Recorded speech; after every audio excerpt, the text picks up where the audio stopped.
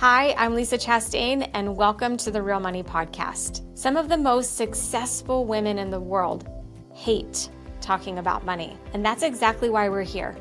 My mission is to remove fear around finances by creating a simple, effective way to manage your money and build the financial freedom you deserve. As a keynote speaker, best-selling author, and passionate coach, I will be sharing my insights on overcoming money challenges, coaching women live on air, and interviewing some of the most accomplished women to learn from their experiences. So, say goodbye to fear, say goodbye to budgeting woes, and welcome to Real Money.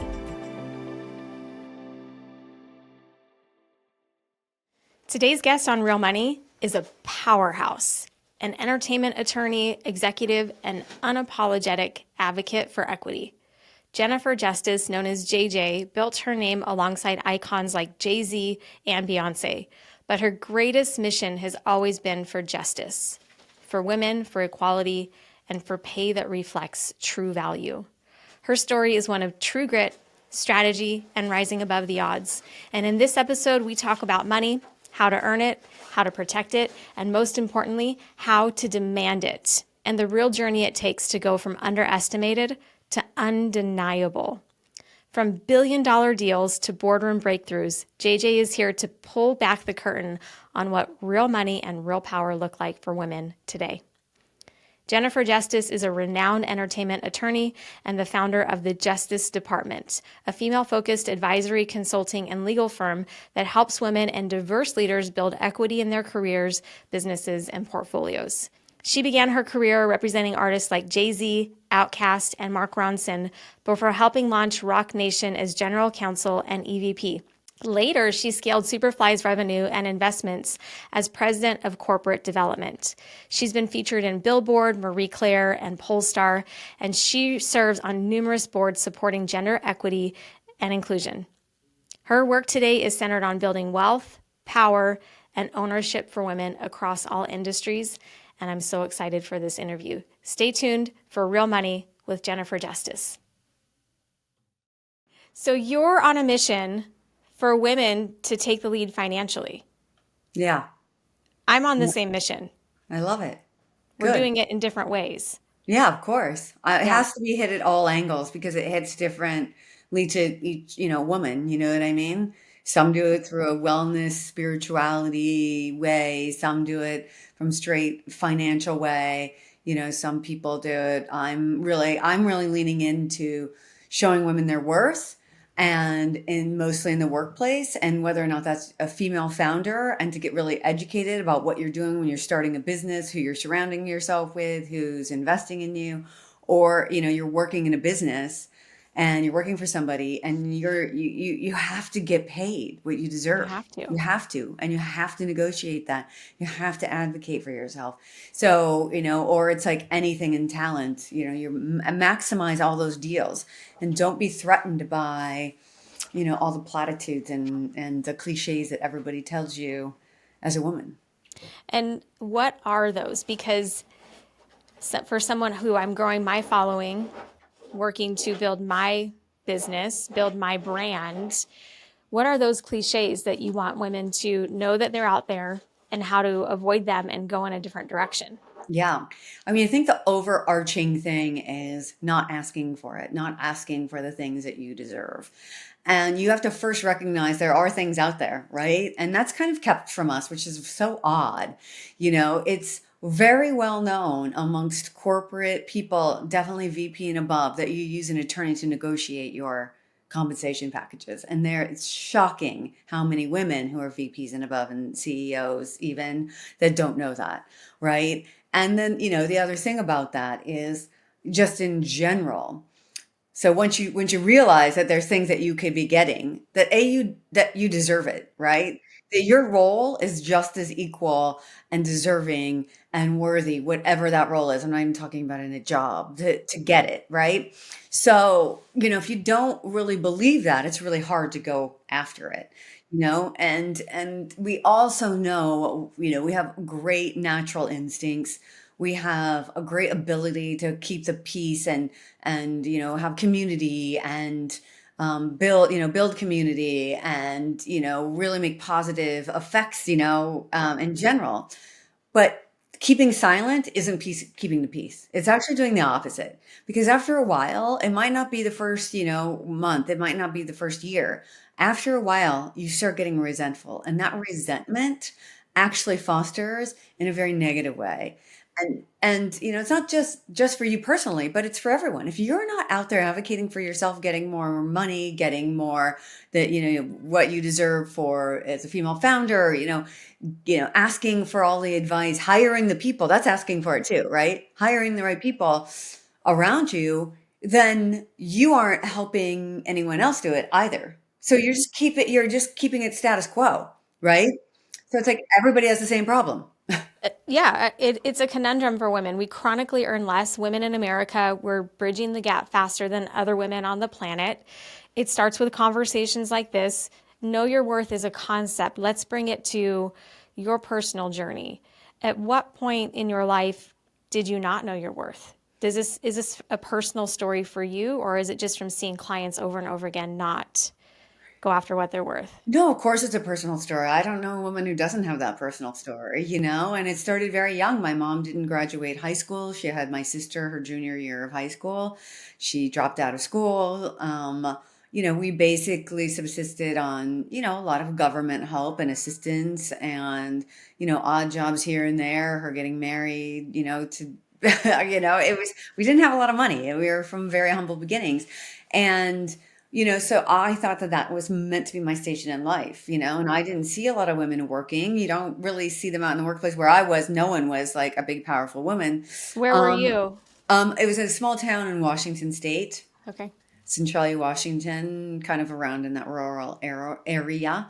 And then, but I did really well in school. And, my mom got remarried, and we moved to a place called Yakima, Washington, which was much bigger. And it's a place for all domestic hops and domestic fruits and stuff. And so there was a lot of money in that town and in the school I went to, although it was a public school, the kids were expected to go to college and to go to nice colleges, and to really apply themselves. And I had never experienced that before. And thankfully, I went there my sophomore year of high school. And all of a sudden I realized, well, I could do this too, and when you have, a parent that is, my father wasn't really a part of my life at that point, but when, a parent that, you can only get mentored so much, right? It's like, if you can see it, you can be it, like, and if you know it, then you can give that advice. And they, no one in my family really knew how to give me advice to move beyond our station in life, and so I just really wanted to go, and I had college, counselors in high school that were saying I could go to college, and that was the kind of the break where I was like, it was the break from my mom being like the guide to me to like, I'm out on my own now. And Yeah. so that's what I did. I applied to college. I got into University of Washington, basically almost on a full scholarship. And that started my journey. But that's when it was like my recognition of like, I have to advocate for myself. And if I don't, this is my life. If I don't choose my Yeah. life, it chooses me. Yeah. That's so powerful. And how amazing is it that at a young age you saw that, you got it, and you took the leap? Yeah. And there's women in my world who are in that conversation right now. I don't know, career wise, jumping from a career to a business, or jumping from a stay at home mom to a new career, wanting to take the leap. And it doesn't sound like you asked permission. Well, I mean, look, doing it at 17, it's like you're in a rebellious phase. Yeah. It's a bit easier. Later in life, I was definitely asking for permission because then it was like the wild, wild west for me. I graduated college not knowing what to do. Again, no mentors or anything, nothing guiding me. College counselors, career counselors, I don't know if they've changed, but they weren't very helpful then to me. Mm-hmm. And it was nothing they were sending me on was anything I was interested in doing. So, then I decided to go to law school, and, that was great because, kind of all have a track right there, but I really didn't Mm-hmm. want to get into that same kind of big law thing, although I did it for a while. I found my calling in first doing entertainment law. Yeah. And so, but then it was like really scary because I'm in a world of all men. And like, how do I navigate through that? And I did very well, very quickly with one of my first clients, a very then unknown Jay-Z, Hmm. and like grew up in the business with him. But I felt like I was asking for permission without asking, you know what I Yeah. mean? Just like waiting to be validated at all costs. So they don't teach you that in law school. They They don't don't teach you, teach. they don't teach anything about what you do after, school, in any of these things. They don't teach you how to negotiate your compensation package. I just taught Columbia Business School students how to negotiate. They were all looking at me like, "Oh my God, how do we not know this? And how am I getting an MBA and no one has thought to train us on this?" Right. I just had a powerful conversation with another podcast interviewee, and we were talking about getting at the table. And so you got into a room around a very unfamiliar kind of money Hmm. and fast money. Yeah. Yeah. And how did you navigate that on the money mindset side, not coming from money? Because that's a common question in my world. How do you Yeah, it navigate it? is poverty mentality for sure, which I Hmm. still have, and I have to like get myself out of it. I think it took me a number of years, and whenever I see people who are doing what you're doing, I'm like, God, I wish I knew that then. I wish I knew that then. Hmm. And I do it all the time. And I mean, look, here's the thing. It's like I know it now, and I can do as much as I can with what the information that Hmm. I have. What do you know now? What is it specifically that you know now? I mean, everything from starting out to put like, money in savings, not overspend. I mean, I knew that, you know what I mean? I knew that kind of stuff, but it's like invest in yourself first, right? It seemed daunting to even put the money in a 401k or a long-term life insurance policy that then you can, like when you're super young, it's so cheap to do that, but like that you can then trade against Hmm. or investing in companies. And it took a while to do that. When I did do it, I saw the difference. But when you come from something where I graduated law school, I owed a lot of student loans. Hmm. So I wasn't playing the same game. I was like not even in the parking lot that other people were playing at. Like putting down payments on houses and stuff. I was like, I'm so far away from that because I have to pay off all these loans. Not really understanding how I could probably buy something small, leverage against it, get money, using all of that kind of stuff, like so much of it. Did you learn that in the entertainment industry? I learned some of that in entertainment because, people make a lot of money very quickly. And Yeah. then, there's a lot of investing in different companies, private companies, et cetera. But a lot of it is doing my own research. We don't, as women, we don't talk to each other about it a lot. I know. One of the things I really learned in the entertainment industry is paying each other, like really paying and hiring each other. Like men love to brag about how much money they spent on their lawyer because that means that they've made 95% more, Right. you know? Right. And I still see every single day in my practice and in my consulting business, wow, that seems like a lot of money. I'm like, I will get you way more money Yeah. and you won't even see that. Yeah. I feel women in general as a gender have a poverty mentality. Yeah. And we got in a scarcity mentality. We really got to get over that when it comes to advocating for ourselves and paying each other, Yeah. I just saw that you had Tori on your podcast. Yeah. I saw also on Instagram, if you haven't checked Jennifer out, please do go and check out her Instagram page. And it said it's gonna take 134 more years Yeah. to get us there because of the mindset, not because the money's not there. It's not because the money's not there. What is mind blowing to me too, and by the way, it's probably more because in those comparisons of the gender pay gap, they're comparing apples to apples. So your compensation package, when you're like a CEO or a VP, your salary might be $200,000, but your compensation package could be $1.2 million, right? They don't know that. So all they can compare is salaries. I feel like we are Hmm. so much further than 134 years. Yeah. Now we could close that very easily if we all were mindful of it Hmm. and literally went in and got 5 to 10 to 20% more in all of our compensation. Because going backward, like, if you're 10, 15 years in, you're never going to catch up. If you're 1 or 2 to 5, you can catch up. But Hmm. the longer you wait, it's just never going to catch up, Yeah. And that I feel like so many women think, oh, that just applies to people making tons of money. No, this applies when you're making $35,000, $50,000. Okay, because 10% more of those is five, right? So now you're making $55,000. So the next time you go, you're getting another 10, and you're getting, then you're getting 100, let's say, you're getting $70,000. Okay, if you did nothing, right? So that's in 2 to 3 years. So you're going to 50 to 70, right? Let's say, because you're getting more and more increases. If you just stayed at 50, you're getting from 50 to not even 60. I'm wondering if you're seeing the same thing on your side, but what I'm hearing from women over and over again is they feel like they need to get more credentials. They need to Yeah. have more credibility. I don't think that's true. That's not at all true. And it is a mindset shift. That's not at all true. First off, you get nothing you don't ask for, right? And so, you have to ask. But I also tell them, think about this as a mindset shift. Like if you're going into a job and they say, this is what you're being offered. In particular, if you're your career, right? A career. And even if you are just out of college, and I even have a story about that with my ex-babysitter. She did a phenomenal job. Like let's say you're out of college and, a salary is $100,000 a year. Hmm. And, so that's a pretty big job if you're getting that right out of, college, right? Absolutely. Yep. If you just go, okay, what's their mindset?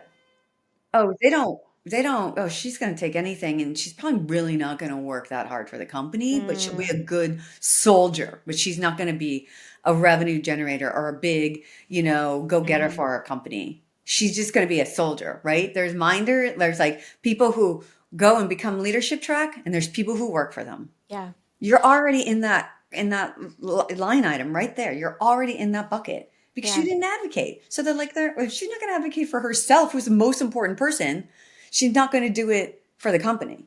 Yeah, I agree. Tell me about a butt pucker moment. So I know for me, I share this when I give talks that there's these moments where asking for more money or meeting with a big new client, I call it a butt pucker where I get sweaty and my heart starts to jump, but I'm committed. I'm going to do it anyway. I'm going to make the offer anyway. I'm going to have the conversation anyway. For you, what have been some of those moments where you felt the fear, but you did it anyway?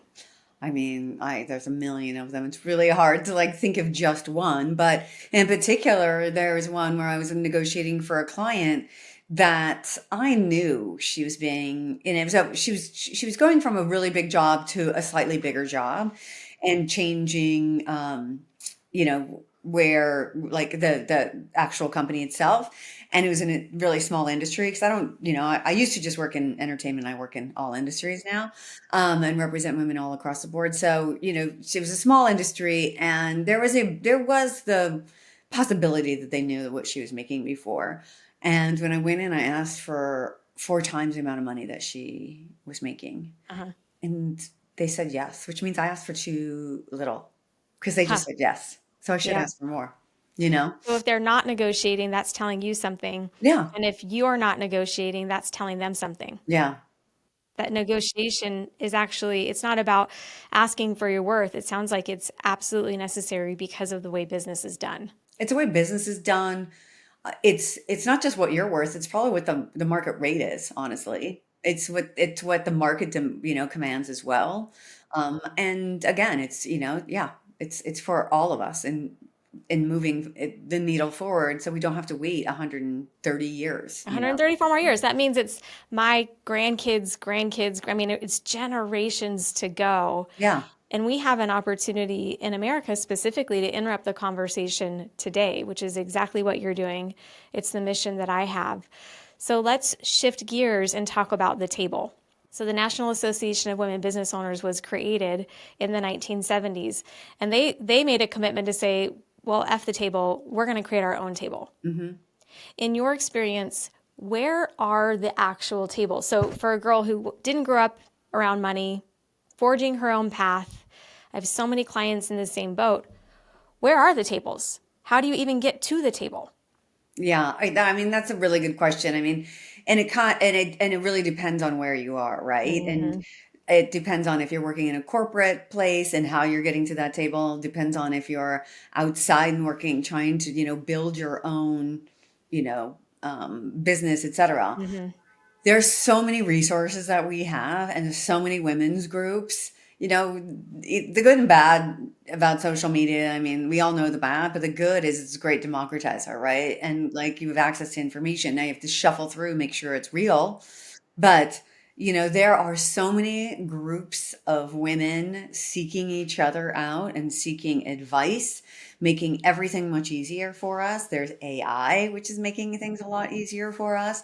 And in, corporations, regardless of DEI initiatives or not, because the only group that doesn't benefit from DEI are straight white men. Everyone else is Yeah. affected by it. Every single person other than a straight white man, as long as also they're not a veteran or super old or, it's like they And the still other have it. isms. Yeah, Yeah, there's a lot of isms. So there are a lot of tables to go to. You have to open your eyes to them though. I Again, agree. you have to seek it out. You can't wait for them to come to you. I agree. And Yeah. that was a turning point in my career, is that I had the courage to create the right relationships. And I think that relationships are still so important. And no matter what industry you're in, you've got to be at the table with the right people, people who are values aligned, people who are mission aligned, and then people who are ahead of you. In my experience, that's been one of the most successful ways, is just getting in the right rooms. Yeah. And for women, you've got to create the right relationships. No one's coming to save you, first of all, but Yeah. then you've got to have the right relationships, the right publicists, the right attorneys, the Yeah. right media companies, the right people around you to create what it is that you want to create. Yeah, and I just had Alana Raya from Etra Girls on my podcast. I have a podcast called Taking Care of Lady Business, and our episode released yesterday. So many amazing facts. She helps young girls like go into boardrooms and ask questions of women. So, we always look to, and I've had great male mentors my whole life, but if they have a female mentor, it gives them 150% more confidence. And in my experience, that includes the people you hire around you. That includes your financial managers. That includes your attorneys. I can't tell you how many women have come to me and said, oh, well, my last deal, I didn't get so much. Or, in entertainment, like, my record deal wasn't that big. Or, well, why not? It's like, well, my attorney said it was the best I was going to get. And I was like, and, the next question is like, what do you mean? They're like, he said. And the thing is as well intentioned as most of them are, and I think they are because they all want to make money too, there is an internal sexism and bias that's in Yeah. every single one of us, male and female. Okay. Yeah. It's in all of us. Number two is because of that, we feel that as women. And so we don't really say what we really want to men as our advisors, as our lawyers, as our accountants, we just don't.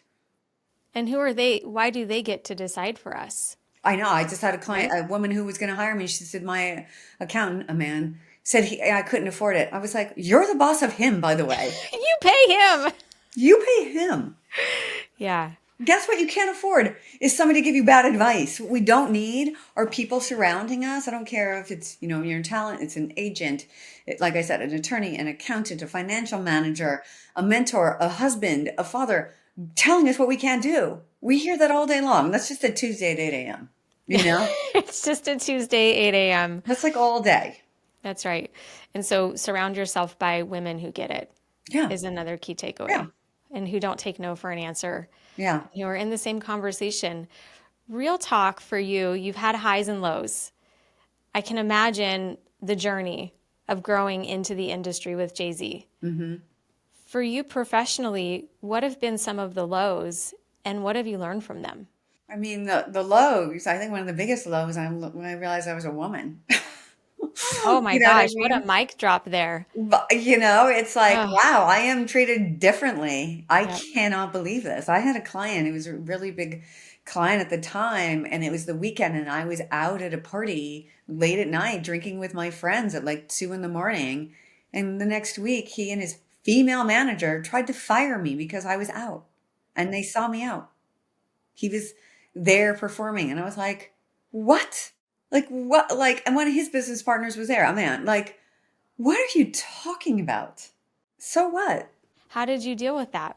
Did they end up firing or did you No, no, negotiate? they ended up keeping the law firm, but not me. But then eventually I became the attorney again. Yeah. So like Yeah. belittling and like condescending and patronizing and disrespectful.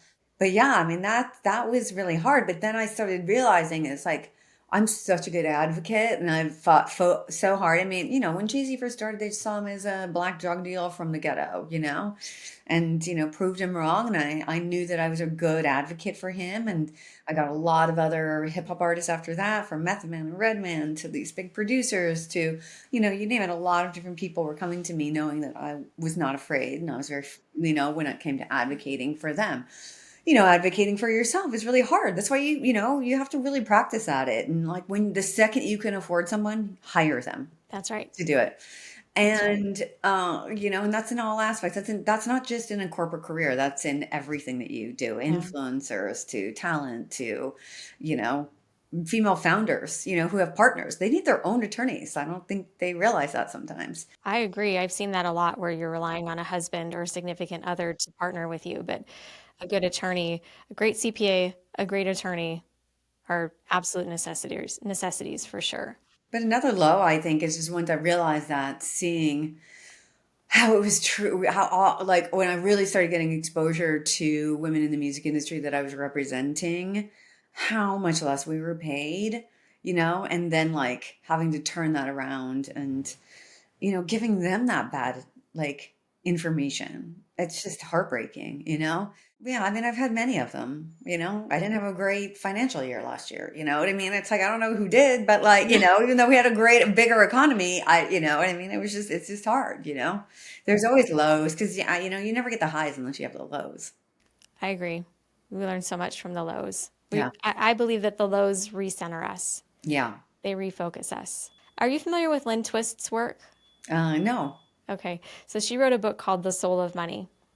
And it was a game changer for me in looking at everybody's relationship with money. It's what inspired me ultimately to become a money coach and do this work with helping people look at their relationship with money. And she shares a prophecy from the Baha'i people that it's then in this century that the male wing, because the male wing of society has been fully extended for far too long, while the female wing of society has been drawn in. And that the prophecy says that this is the century for the wings to extend and that the wings of humanity will soar.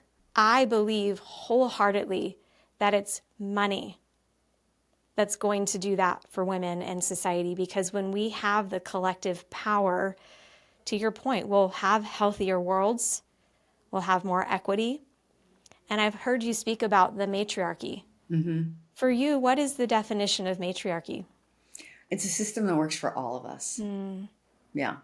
It works for all of us and it includes all of us, and it's still capitalistic, that's the government like that we have, but no one has ever tried capitalism in a way that has an actual conscious capitalism. Like we haven't. And the only way to find out is when women have at least an equal amount of capital to men. And we utilize it in the capitalist system, not just for philanthropy. I agree. And I'm willing to bet it's going to be a much better situation. The only way to prove me wrong is for it to happen. I agree. Yes. I agree. And it's going to require elevated conversations and more risk taking for women. We have to step into the unknown, but we don't have to do it alone, which is exactly why I love your platform so much, is because women can learn from you. How else can they learn from you? What are you up to right now? Well, other than my podcast, I am finishing the final proposal for my book about asking for it and what I'm seeing in this world, having represented only women for 6 years. I have a newsletter, which is the Taking Care of Lady Business newsletter, which gives tips about, negotiation and ways that, mindset shifts and, all the stuff that we're talking about on a daily basis, on the things that I'm seeing that are facts and the ways that we can, I don't like to put it all on us. It's like, we don't have to change everything. I mean, there's so much more that, the patriarchal system needs to change, or men need to change and like open their eyes and see, right? And we do come across it naturally. Like, we can handle stress much better. Like, could you imagine a man having a baby? Like, there's Oh my no gosh. way. Our bodies actually, the chemistry of our bodies allow us to have a baby. Like, every baby would be decapitated coming out of a man. So it's like, we can handle these things. And it's just a mindset shift of like, what bullshit have we been fed? that we just have to go, wait, that's not even real. Like, let's just, like thinking instead, like it's our fault, like we have to dress a certain way, so if we don't want attention, it's like, no, don't give me attention. Like, I didn't ask, you know what I mean? That's Well, right. mind your own business, That's you right. know? I do know. Yeah, I you do absolutely know. know. I do. I started my company because I didn't want to be told what to do anymore. I wanted to build it my way with my take on things. I wanted to wear what I wanted to wear. I said I'm done with this.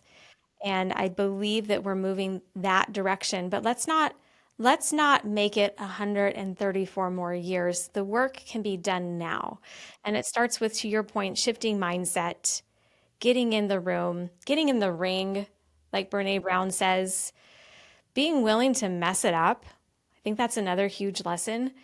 And ask for more. Not even ask for more, demand more. Yeah. Yeah, Yeah, I think, and the thing is, those are all the same theme. It's really just stepping up, And it's not, we aren't doing anything wrong, right? And it's just like having the cognizant awareness that we've been told that keeping the peace means we don't do anything or we don't advocate for ourselves when it's actually the opposite. Because I tell like women this when I'm trying to give them advice, because ultimately they're all my clients. I can't go ask for something that they're not behind, right? And I liken it to, if you have kids, right? If you have kids, you will do anything for your kids, like anything. You will break laws. You will, like do the opposite. You will do anything for your kids. Now imagine when somebody is not giving you what you deserve, who are they really, if you're not like in your awareness about you're not getting your worth, right? Who are they really hurting? They're hurting your kids. You're hurting your kids in many ways because every moment you're away from them, not getting paid what you're worth is away from them, that's right? right. So also, any kind of monetary value, like I'm a single mom by choice too, so they'd have no father, right? So it's just me. Like anytime somebody's trying not to pay me is like food on the table for them. Like it matters, And so it's like you have to get out of that, put yourself in that mind frame if that was what you need to do. It's like it's affecting more than just you. This is bigger than you. And it's nothing that you've done wrong. Again, it's just like being aware that this system wants to keep you down. It relies on you not asking for things. It tells you to do everything against your instinct. Keep your head down and work, and someone will notice you. No, What the fuck, right? no. What is that about? Yes. But that What? is like the one thing I ask on my podcast every single time is what's the worst advice you ever received? It's all of that. Keep your head down. Don't trust your intuition. Play it safe. Keep the peace. It's all the same theme. Not asking for what you're worth. It's really like not asking for what you want, not, asking for all the things that the men ask for all day long. Yeah, You all day know? long because they've been taught how to do that. Yeah, and They've they been they taught. do have a natural thing. I literally I have boy girl twins too, and they're not Okay. 12. So I watch it in action as a social experiment, as an experiment on a every day. I see my son going, I want this. This morning, like last night, I was like hanging out with my daughter in bed, and my son just barges in and goes, I want a Knicks jersey because we live in New York and the Knicks winning. And it was like we both just my daughter and I started laughing. I was like, go to bed. Right. It's not even a conversation I'm having with you right now. Right. Like, I'm actually a boy girl twin. I have a twin brother. yeah. So I experienced it front lines growing up in the 80s, what it was like to be positioned against a boy. And every time I wanted something, it was a no. And it's been a practice of mine to actively ask for and go get what I want, Yeah. even to the detriment of my relationships because Yeah. it rocks the boat. Yeah. Yeah. And that is, and you're getting a no because the inherent sexism of of every single one of us, not just men, of women too, as we have seen it played out in politics very recently. And so, it's like you have to get real with your internal bias, right? And then go, okay, how am I internally biased against women? Yeah, Mm-hmm. probably, Mm-hmm. And Yep. then how can it's a conscious effort. It's nothing we've done wrong. It is inherent in us. That's right. Yeah. That's right. That's exactly the work that I'm doing in my world. So we're having the same conversation in two very different ways. And I'm so, so grateful that there are champions like you on the planet today. Yeah, Thank same. you for the work that you're doing. Thank you, thank you, thank you. Okay, so I'm going to shift gears. to close out the episode, I do this every time when it comes to money mindset. I have a rapid fire round for you. Are you ready? Okay. Okay, ready? DIY or hire it out? Both. Okay. Art or commerce? Ooh. Art? Art? Okay. You are Commerce? in New York City, so okay. Private jet or backstage pass? Private jet. I have had a lot of backstage passes. Okay, gotcha. I think I know the answer to this one. Equity or salary? Oh, you think you know the answer to that? Yeah, What do you think it is? I would say equity. Yeah, it's equity. Yeah. Okay. I was like, what? Because we were talking about salary. I was like, oh, okay. Yep. Yeah. One book every woman should read. I'm so bad at these. Oh my God, rapid fires are not my thing. And I really don't have a lot of time to read, honestly, Okay. books. Oh my God. What's one person that you think everyone should know is on this planet? My daughter, Nico Justice, she's amazing and she's going to be a force. I love that. Shout out to Nico. Shout out to Nico. What does real wealth feel like to you? Real wealth feels like you're not having to make compromises and sacrifices and you're not having to think about it, right? Money, because money can help solve a lot of things. You know, this whole thing, it's like doesn't buy happiness. That's not true. There's too much money, but there are so many things that you stress about. Think about your health. But Yeah, if you have the money, you could, help, you could make sure that you're getting the best care. right. So taking care of yourself is real Hmm. wealth to you. I love that. Final question. It's not a rapid fire. If every woman listening walked away with one belief shift that could change their financial future, what would that be? You deserve more plus 20%. I love that. Not even taxes, 20%. Yeah. I love that. JJ, thank you so much for being here today. You're welcome. So sorry I messed up the book thing. I still can't think of a book. Well, I you'll can't think of the last book I read. when you think of it, send it to me. We're friends on Instagram now. I'm so excited you're a part of the Real Money community. Again, thank you for being here. We'll make sure we shout you out to our group, and we'll see you next time for Real Money. Thanks again. Thank you. Thanks for listening to Real Money. If you enjoyed this episode and would like to help support the podcast, please subscribe and let us know what you love about the show. Your feedback is invaluable as we continue to empower women to take control of their financial lives. Until next time, keep thriving and remember, you deserve real money.